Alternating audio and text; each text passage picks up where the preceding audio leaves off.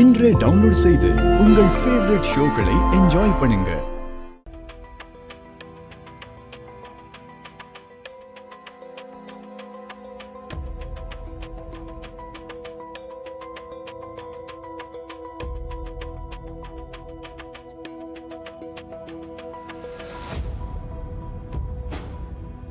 துளசி ரொம்ப ஈஸியா மாமா கோயிலுக்கு வருவாங்கன்னு சொல்லிட்டாங்க. எப்படி ஒருத்தங்க திடீர்னு வருவாங்க? நாம அவங்களை கூப்பிடல, அவங்களுக்கு எந்த விஷயத்தையும் இன்ஃபார்ம் பண்ணல. அவங்க வருவாங்கன்னு நாம எப்படி எதிர்பார்க்க முடியும்? ஒருவேளை அவங்க வராம போயிட்டா அம்மா எப்படி ஃபீல் பண்ணுவாங்க? என்ன பண்றது?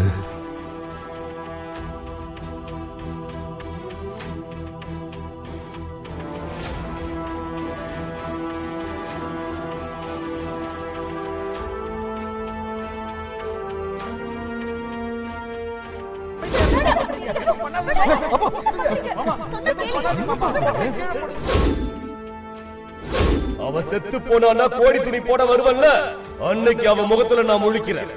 அதுக்கு முன்னாடி அவ முகத்துல நான் முழிக்க மாட்டேன். நீங்க எப்படி உங்க அண்ணனை நினைச்சிட்டு இருக்கீங்களோ அப்படிதான் உங்க அண்ணனும் உங்களையே நினைச்சிட்டு இருக்காருமா. நாளைக்கு காலையில ராஜராஜேஸ்வரி கோயிலுக்கு என் தங்கச்சியை கூட்டிட்டு வந்துருங்கன்னு சொன்னாரு. அங்க வச்சு நான் பாத்துக்கிறேன்னு சொல்லிட்டாருமா.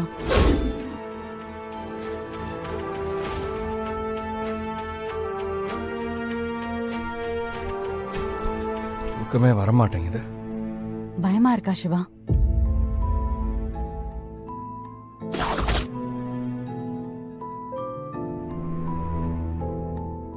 ஆமா, கொஞ்சம் பயமா தான் இருக்கு. அது எப்படி உங்களுக்கு தெரியும்? அதான் உங்க முகத்தை பார்த்தாலே தெரியுது. யூ ஆர் வெரி பிரில்லியன்ட் துளசி. இதுல பிரில்லியன்ஸ் எல்லாம் ஒண்ணுமே இல்ல சிவா. நடக்குமா நடக்காதான்னு நாம நிச்சயமா சொல்ல முடியாது. ஒரு விஷயத்த நான் சொல்லிட்டேன், அது கண்டிப்பா உங்க தூக்கத்தை டிஸ்டர்ப் பண்ணதானே செய்யும். அதை என்னால கெஸ் பண்ண முடியாதா என்ன? ஆமா துளசி, நீங்க ஏதோ மாமா நாளைக்கு கோயிலுக்கு வருவாருன்னு சொல்லிட்டீங்க. அம்மாவும் ரொம்ப சந்தோஷமாயிட்டாங்க. நாளைக்கு மாமா மட்டும் வரலன்னா அப்புறம் அம்மா உடஞ்சு அழறத பாக்குற தைரியம் எனக்கு இல்லை. அதான் பயமா இருக்கு, தூக்கமா வர மாட்டேங்குது. சிவா, இந்த உலகத்துல எதை விடவும் அம்மனை ரொம்ப நம்புவேன்.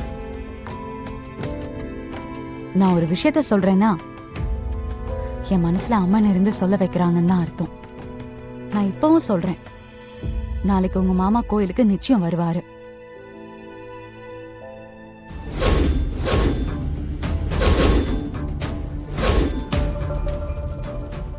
சரி துளசி, நீங்க இவ்வளவு நம்பிக்கையோட சொல்லும்போது அதை நான் சந்தேகப்படுறது அவ்வளவு நல்லா இருக்காது.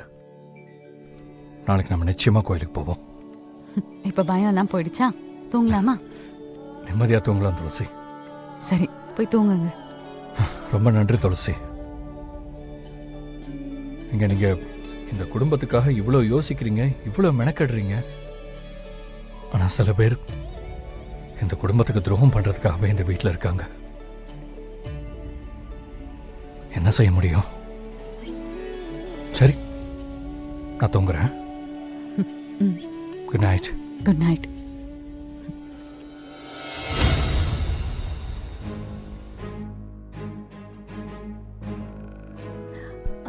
அமராவதி, ரெடி ஆயிட்டியா? நான் ரெடி ஆயிட்டாத்த. இப்போ ரம்யாவை கொஞ்சம் நீங்க வர சொல்லிருக்கலாமே. நான் எங்க இருந்து வர சொல்றது? நேத்து கூட நான் அண்ணன் கிட்ட பேசினேன். ஜனனி எல்லாம் மன்னிக்க முடிஞ்ச அண்ணனுக்கு ரம்யாவை மன்னிக்கிறதுக்கு மனசு வரல. கேட்டா ஜனனியே புள்ள தச்சுங்கிறாங்க. அந்த ஜனனி விஷயத்துல ஏதோ ஒண்ணு இருக்குன்னு நினைக்கிறேன். அப்பா தேவையில்லாம அவகிட்ட பம்புறாரு. நீங்க ரம்யாவை இன்னைக்கு வர சொல்லிருக்கலாம் அத்தை. கோயிலுக்கு போற சந்தோஷத்துல அப்பா அதை கண்டுக்காம விட்டுருப்பாரு. ஆனா என்ன ஒண்ணு, அந்த துளசி தான் கண்கொத்தி பாம்பாட்டும் எல்லாத்தையும் கவனிச்சிட்டு இருப்பா. இந்த வீட்டுல நாம ஏதாவது முடிவு பண்ற நிலைமையில இருக்கோம். எல்லாம் அந்த துளசி வைக்கிற சட்டமா தான் இருக்கு. ஜனனியை கூட விட்டுறலாம், ஆனா அந்த துளசியை உடனே வீட்டை விட்டு விரட்டினா மட்டும்தான் நம்ம எல்லாருக்குமே நிம்மதி. அம்மா அவங்க அண்ணனை தானே பார்க்க போறாங்க, அங்க எதுக்கு நாம தேவையில்லாம போகணும்? குடும்பத்தோட போறோன்னு தானே நேத்தில இருந்து பேசிட்டு இருக்கோம். நீ என்ன புதுசா பேசிட்டு இருக்க? நான் வரல, நீங்கெல்லாம் போயிட்டு வாங்க. காவேரி, அப்படியெல்லாம் சொல்லக்கூடாது. எல்லாருமே கிளம்பி போறோம். நான் வரலன்னு சொல்றேன்ல. வீட்ல இருந்து ஒருத்தர் வராம போறதுனால ஒன்னும் ஆயிடாது. நீங்க எல்லாரும் கிளம்புங்க. போங்க, நீங்க கிளம்பி போங்க. அப்படியெல்லாம் உன்னை விட்டு போக முடியாது. கிளம்புன்னு சொல்றேன்ல, கிளம்பு. ஹே, நான் தான் வரலன்னு சொல்றேன்ல பவானி. கிளம்புன்னு சொல்றேன்ல. போடி. உன்னெல்லாம் கூப்பிட்டா வரமாட்ட. வா, விடுறி. விடு பவானி, விடு. விடு. வா. ஏய், விடுன்னு சொல்றேன்ல. வா காவேரி. விடு பவானி, சொல்றேன்ல. விடு. வா. விடு. ஐயோ.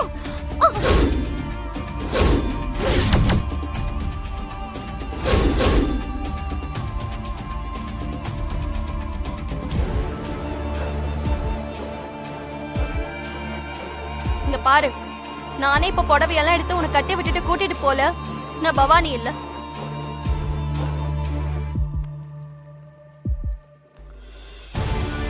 பா, நல்ல வேலை பார்க்கல.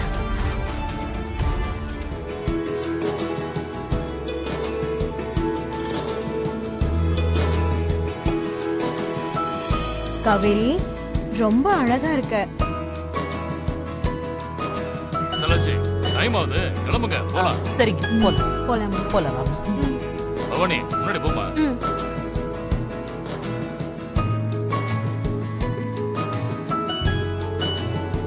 துளசி, வருவாங்கல்ல?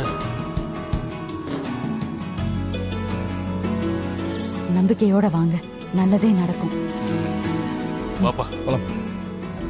என்னங்க, ஒரு நிமிஷம் இருங்க, நான் இது வந்துடுறேன். சரி. வந்துடுறேன். ம் சரி.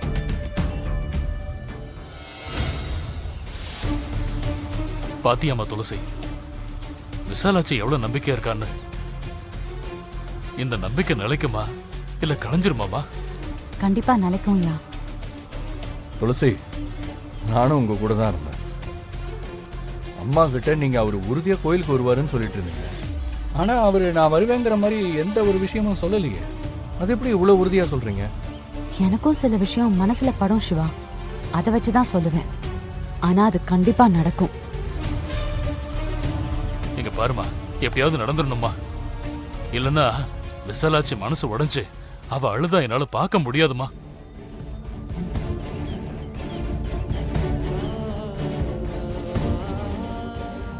அம்மா தாயி, நான் ஆசைப்பட்ட மாதிரியே என் அண்ணன் கூட நீதான் என்ன சேர்த்து வைக்கணும்.